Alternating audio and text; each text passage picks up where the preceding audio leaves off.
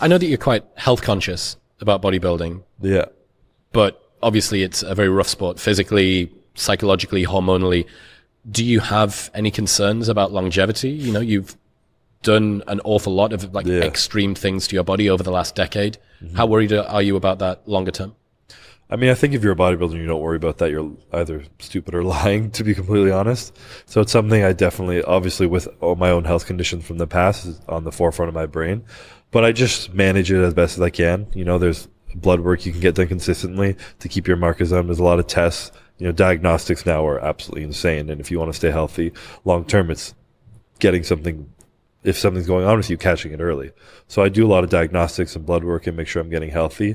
And ever since I was sick in 2018, my blood work's kind of continuously improved. So I know there's no like negative impact I'm putting on myself. Like I've reduced a lot of the stress and negative things I put in my body and increased more of my health. Like the type of food I give in me, it's not just calories. It's actually the quality of the food and the type of food and everything that I need that like I really focus on rather than just straight macros. I've never been a macro guy, and I'm even less now because I actually care about my health. And all these aspects, like everything I know I need with my body comes from a lot of the diagnostics I've done and vitamins and all this stuff.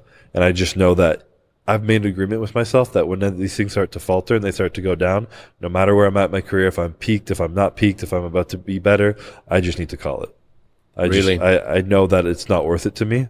You know, there's a life after bodybuilding. For sure, who I am is not a bodybuilder. There's more to me than that. I'll be happy without it. And there's no point in like, that beautiful as this moment in my life is, it's already been a great time. But if I'm going to sacrifice my future life, hopefully with a family and my children of my own, and I'm going to be sick or unable to enjoy it with them, that's the biggest thing I would regret. So I'm staying on top of knowing where I'm at. And if it goes down, I'm just going to have to call it quits. Yeah. I've heard you say that in the past there was compounds and things that you would have taken that now you're like, this is it's too dangerous. What are the things that for you are like off the table with regards to this is too much, this is too risky for me?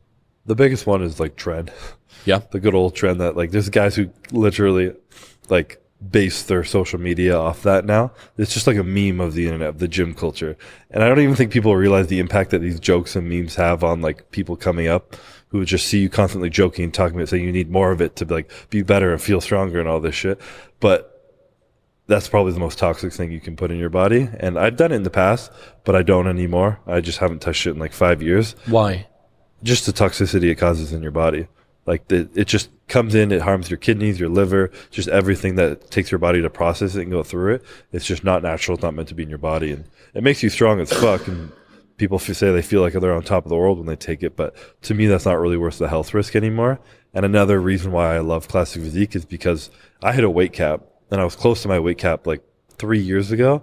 Not at it, but I could have taken more shit and really tapped out and been at the point where I couldn't put on any more weight, or I could actually take less shit and force myself to work harder, be more consistent with my diet, my training, and my recovery, and then still get that result. But it would just be a little bit more effort. You know, there's a peak open bodybuilder with no weight cap probably needs to do everything to be the best.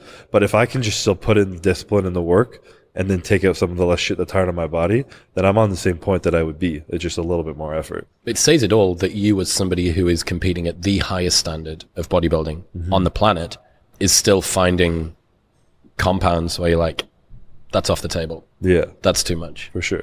You can always find things to take out and things to add in and ways to get better, things that are like unnecessary, and just kind of fine tuning. And, you know, like a lot of any type of success is getting the most out of the least.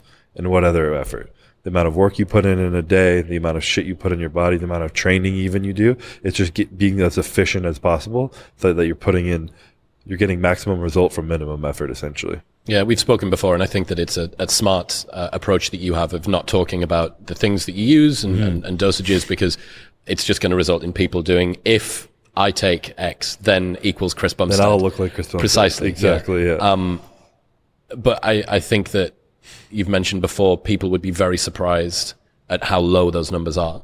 I think most people in the sport can look at me and be like, okay, he hasn't made much changes in 6 years. Like, and they see me training and they see how consistent I am, so they would understand. But I think a lot of maybe aspiring kids who like who just want to like maybe look like me or look like a pro bodybuilder, they'd be like, no, I got to take this, but he's lying. Like I need more like to be like that. Why don't I look like that? And they don't see A, my amazing genetics, shout out to my parents for that. And then B, the 10 years of work I put in that has been consistent, you know?